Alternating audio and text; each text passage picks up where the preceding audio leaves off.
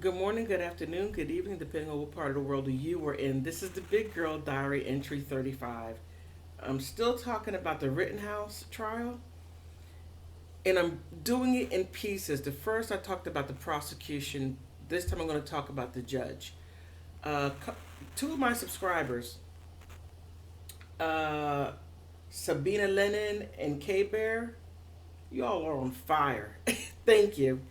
And you giving me something to look at. And Sabina, you are absolutely correct on not only the judge's age, but he is a Democrat. And because of that, I looked a little deeper and I found additional information. Thank, thank you both. I have some great subscribers. Okay, let's jump into it. Now, I did a search, came across Wikipedia. Now, Wikipedia may not be the begin all and end all, but however, some place to start. And got some great information, but also it backs it up with references and citations. So let's take a quick look at goodness.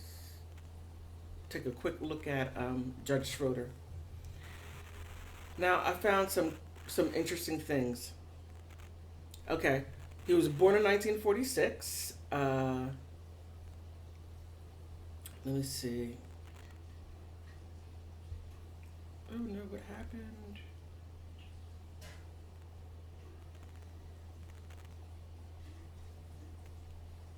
Okay, I'm sorry. He was born in 1946 in Milwaukee. He graduated from Marquette University with a bachelor's degree. And he majored in history and political science and graduated in 1967. And he went to law school in Marquette University Law School and earned his JD in 1970. So I'm going to fast forward a little bit.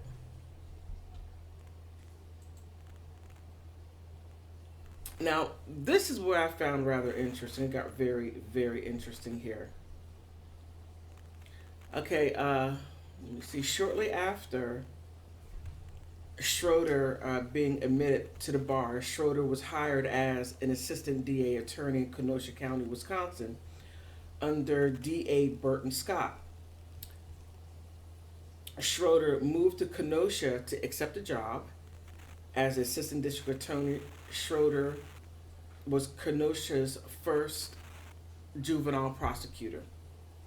Less than 2 years later, Burton was appointed to a vacant judge position, and Schroeder moved up the ladder. Uh, Let me see. Then in August 1972, is that there? 1972, Governor Patrick Lucey appointed Schroeder as district attorney. Due to the judge, due to the previous DA, Scott, moving up to being a judge, then Schroeder was appointed. Then, then here's the interesting part. This is where it gets good.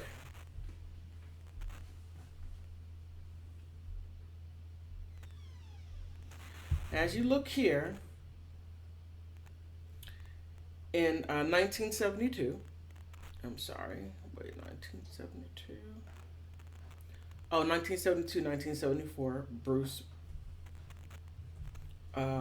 ran for Kenosha district attorney, and he won. In 19, and then from there on out, he ran unopposed.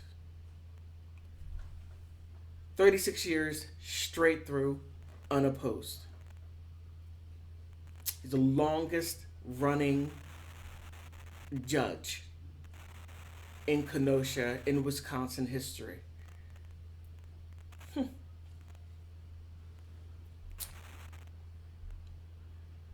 So that's something that we really have to take in consideration. Now, many has said that he was a fair judge and a hard nose, but fair.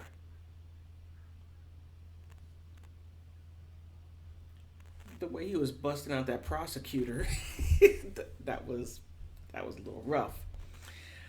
All right,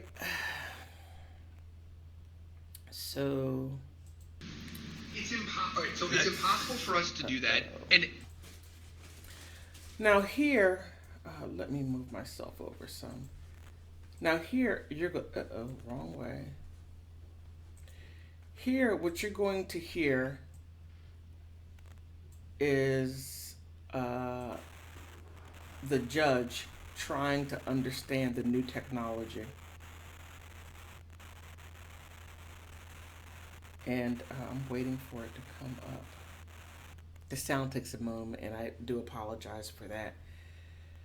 I don't want to waste any time. Move it up a little bit. Oops. Up on the computer, all they need to do is go through the application. Now, here they're trying to explain the technology to the judge. This information or this video came from a drone. And so the woman over here on the defense side is trying to get him to understand how they airdrop the video down to the prosecutor's laptop, and then he was able to email it. Just listen. Click open file, and then they can view the videos. I wonder if piece of plain notepad, so they have that. They probably would know, but there might be someone like me up there who would.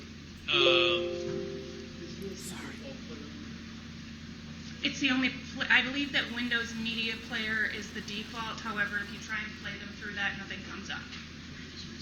Sure, we can reset the default. Okay, so we're all on board with that, Mr. Rittenhouse. You know what's happening here? yes, Your Honor. Any question about it at all? No, Your Any Honor. problem with this? No, Your Honor. Okay.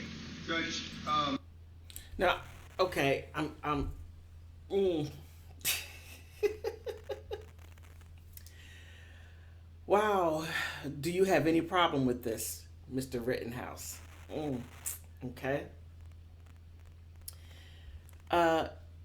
He's in over his head with this as far as the technology is concerned, and by him not understanding it, for me, well, for the prosecution, they have a problem with it. The defense, they're kind of happy with it, but the defense is they're trying to they're asking for a mistrial because they basically know with the prosecution and how they're going to come at the case. So let me go to the next video. So in this part, in this video here, they continue trying to explain the technology to the judge. It gets very interesting, so I'll jump to try to keep it short. Go ahead. Your Honor, I don't know what the state's going to do next, but I suspect that it's something along the lines of they're going to use the iPad, and Mr. Binger was talking about pinching the screen. iPads, which are made by Apple, have artificial intelligence in them that allow things to be viewed through 3 dimensions and logarithms. Logarithms, I don't understand it all either. Now, the hard part here is that if he's having problems with the logarithms, how is he going to explain it to a 75-year-old man that is unfamiliar with technology, has some, okay, not unfamiliar, has some limited understanding of the technology that he's using, but has no idea how it works? artificial intelligence or their logarithms to create what they believe is happening. So this isn't actually enhanced video. This is Apple's iPad programming creating what it thinks is there, not what necessarily is there. And I don't know what's going to happen, but we had this video enhanced. We have testimony regarding it. And this is one of the topics that came up. I asked my expert. I said, do you know of anything that does something like that? Because that was when Detective Antaramian testified about pinching his telephone. And that's what I was told. And that's what I think this is going. And I don't... All right, okay. I got to... Look. Oh, man. Ooh, that defense attorney. We all do it. Whenever we're on our phone and we see a video or even a picture, you take your fingers and you open it up like that and the picture becomes bigger. Why is that? I'm not going to do it to myself. I'm not going to do it. Ooh, that man is starting to get under my skin. think that it's appropriate. It's wrong. Mr. Binger? Your Honor, I think everybody in this room has a smartphone, whether it's an Apple iPhone or some other device. And I think we've all taken a photograph or a video at one point or another and used the pinch to zoom in feature. This is a common part of everyone's everyday life. In the olden days, you had a photograph and a magnifying glass, right?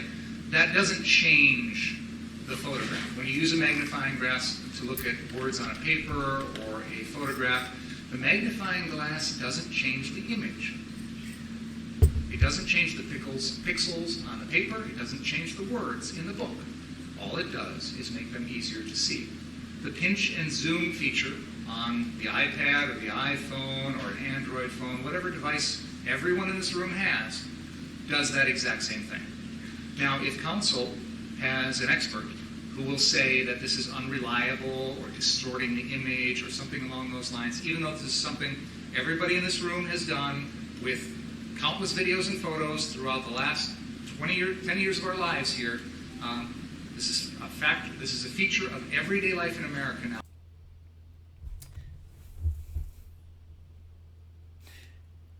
In the previous video, I said that Thomas Binger is a good lawyer. I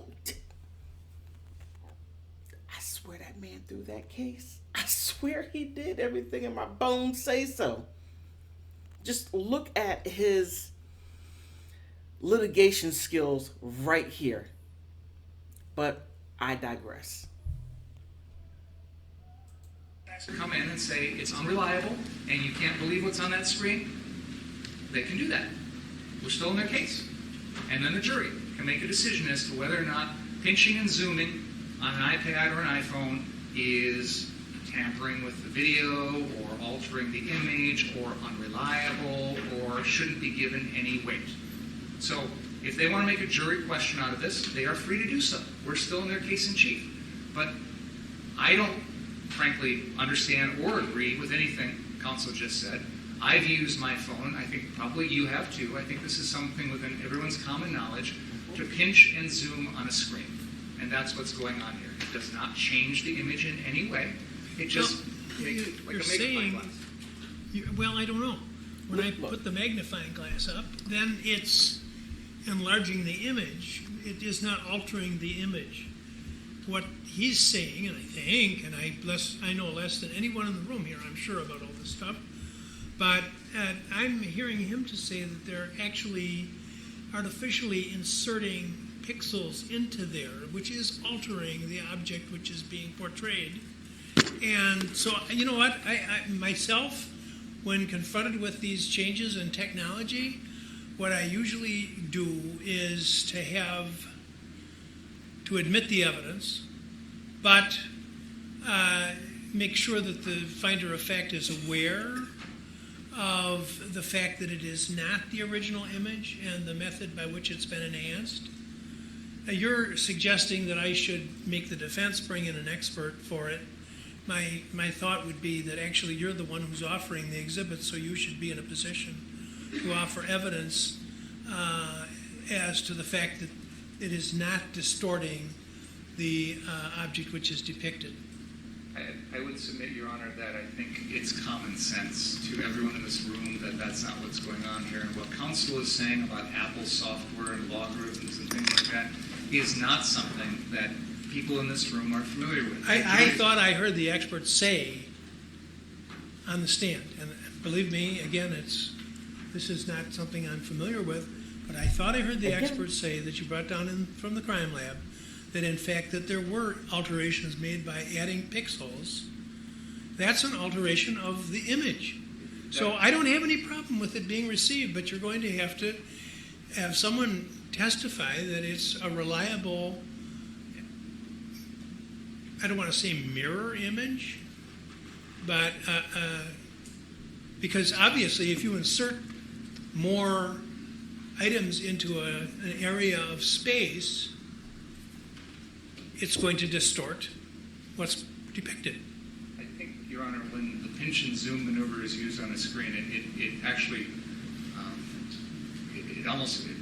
it takes the high resolution that we see here and it brings it into the point where the pixels are actually spread out more. You know what? I'm not going to accept as accurate what Richards is saying, and I'm not going to accept what you're telling me. I said if you can offer somebody who's knowledgeable in these areas, the document or the I think you should be allowed to use the image. But this is high risk to me. If you insert more data into a He clearly doesn't get it. He's in way over his head. Because the prosecutor said on 2 different occasions, they're not inserting anything more. They're just spreading out and making it bigger, enlarging the pixels, not adding more to it. So the judge here has been on a bench for a long time. And you can see, and he admits that he doesn't understand. So let's see if he allows it to go in, or what does he do with this footage. an area of space. Well, you're wagging your head no. No Tell me where I'm wrong. There's no proof in this record that we're doing that, Your Honor. I didn't say there was proof of it. I said you have the burden of proof. You're the proponent of the exhibit, and you need to tell me that it's reliable. The exhibit's already in evidence, Your Honor. That I know. The enhanced exhibit is not in evidence. This is not enhancing. Well, then why show it? I mean, the reason you want to show it is because it enhances the image, right? No, one at a time. I'll say what Mr. Krause is just saying.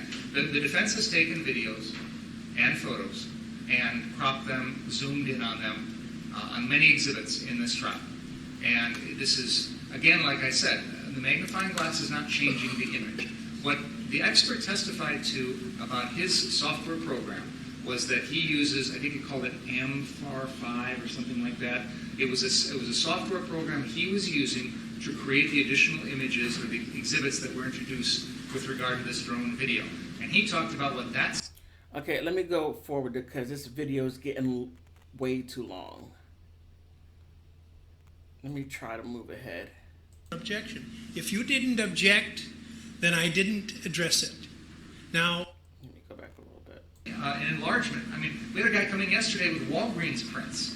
I mean, this is what is done with photographs all the time. There's enlargements done in the lab. It doesn't change the pixels. No. You know, I don't want to hear about what happened earlier in the trial that came in without objection. If you didn't object, then I didn't address it. Now, I'm not going to police this case, so everybody, anytime somebody wants to put some evidence in, I'm going to say, well, wait a minute, what about that? What about that? I have to have an... Okay, I'm going to hold it there. So, we have more info about the judge and basically him.